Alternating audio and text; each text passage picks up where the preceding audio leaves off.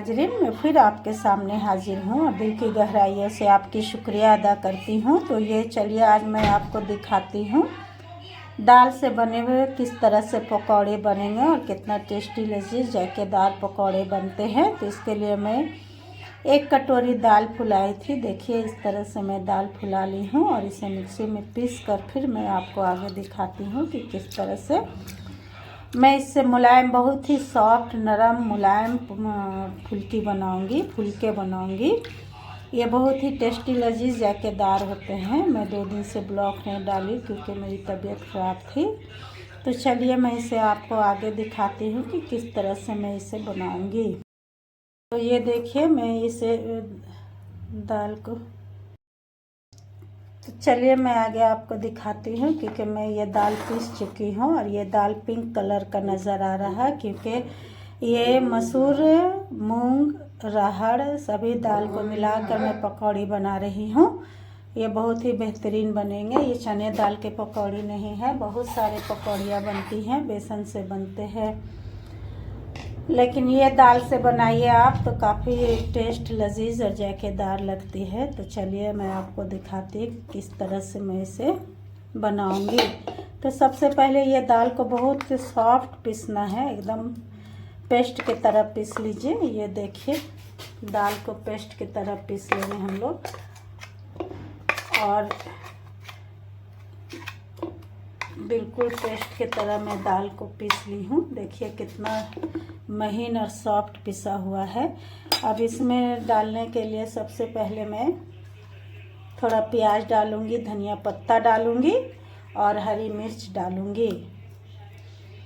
तो ये देखिए ये बारीक बारीक आप प्याज को काट लीजिए इस तरह से, और इसमें हरी मिर्च भी है। तो मैं इसमें आधा प्याज को डालूँगी, इतना प्याज चला जाएगा। इसी के साथ देखिए जायके के अनुसार आप नमक डाल दीजिए, जितना बनाए उतना नमक आप अपने हिसाब से डालिए। थोड़ा जीरा और कलौंजी और अजवाइन डालूँगी। ये हो गया, ये पेस्ट मेरा तैयार हो गया। ये देखिए ये बेहतरीन पेस्ट तैयार है पकौड़ों के लिए। ये बहुत टेस्टी पकौड़े बनते हैं और इसी के साथ ये धनिया पत्ता डालिए, बहुत बेहतरीन हो जाएंगे।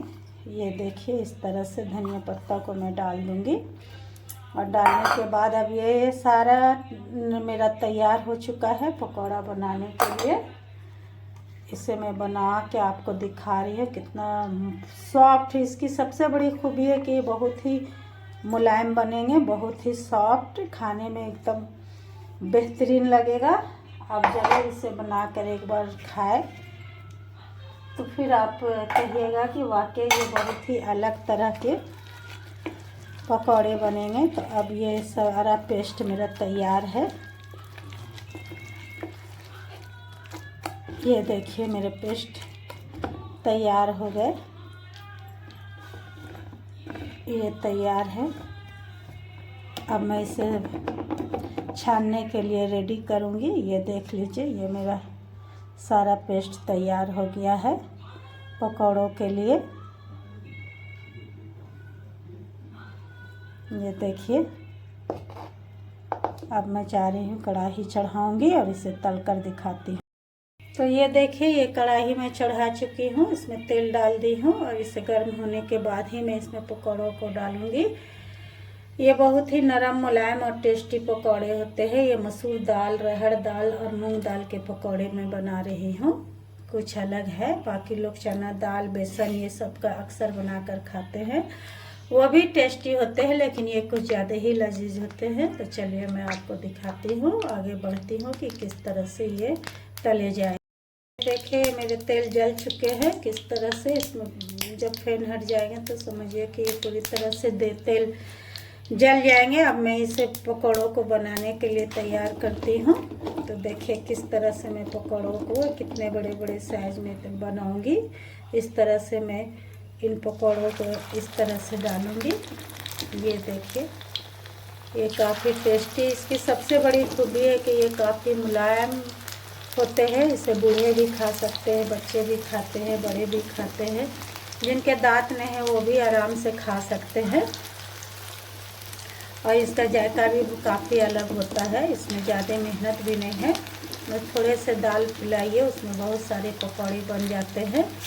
तो अक्सर रमज़ान में हम लोग ये पकौड़े ज़्यादा बनाते हैं, डेली बनाते हैं, रोज़ा खोलने के वक्त से हम लोग खाते हैं। तो चलिए मैं आगे देखिए किस तरह से मेरे पकौड़े बन रहे हैं।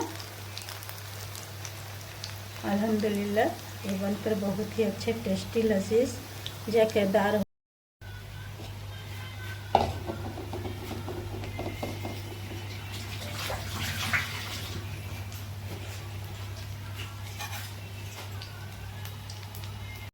ये देखिए ये मेरे पकौड़े, उसके बाद कुछ देर के बाद मैं इन पकौड़ों को पलट दूंगी।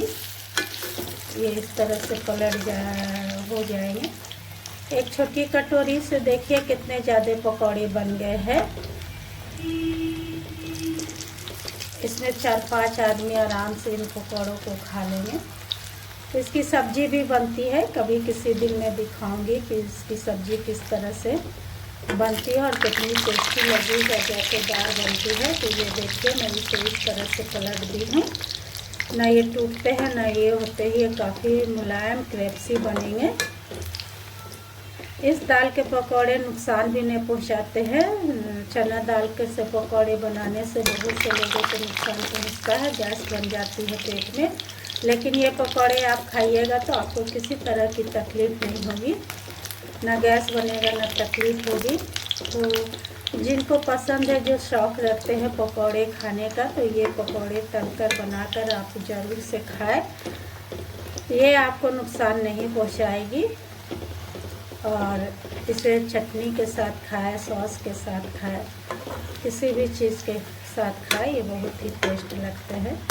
तो चलिए अल्हम्दुलिल्लाह ये पकौड़े मेरे बनकर तैयार हो गए हैं। मैं इसे निकालती हूँ। ये देखिए बहुत ज़्यादा नहीं तलेंगे, नहीं तो ये जले हुए लगने लगते हैं। इतना इसको तलेंगे कि ना ये कच्चे रहे और ना ये बहुत जले, दरमियाना साइज़ को इसको तलकर निकालना है। तो चलिए अल्हम्दुलिल्लाह ये मेरे पकौड़े एक बार एक ट्रिप बन गया है।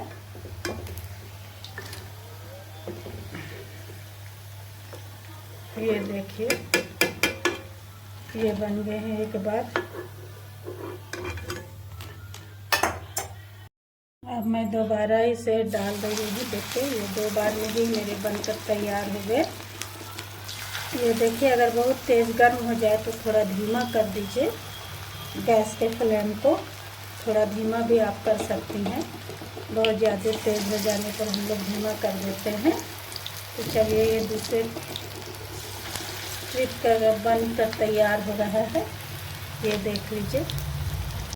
तो चलिए ये सेकेंड ट्रिप के भी पकौड़े मेरे बन गए हैं। ये देखिए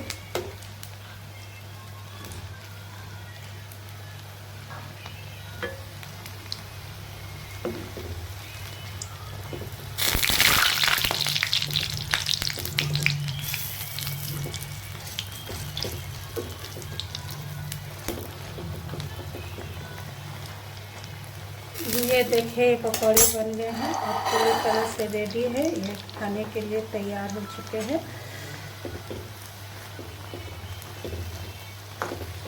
इसे मैं निकालूंगी। ये बहुत ही आसान है, बस दाल फुलाइए, उसे पीसने तक ही आपको परेशानी है। जब दाल पिसा जाएगी और ये कर लीजिएगा तो बहुत ही आराम से ये बनकर तैयार हो जाते हैं। अक्सर लोग इसे शौक़ से खाते हैं। ये रमज़ान की सबसे मशहूर रेसिपी है, हम लोग रमज़ान में इसे बनाकर ज़रूर से खाते हैं। ये डेली ही बनते हैं। चने हो गए, पकौड़ी हो गए, पुआ हो गए, ये सब रमज़ान में बनाए जाते हैं। रोज़ा भी करीब आ चुका है। तो चलिए ये देखिए ये मेरा दूसरा ट्रिप का भी बनकर तैयार हो गया है। ये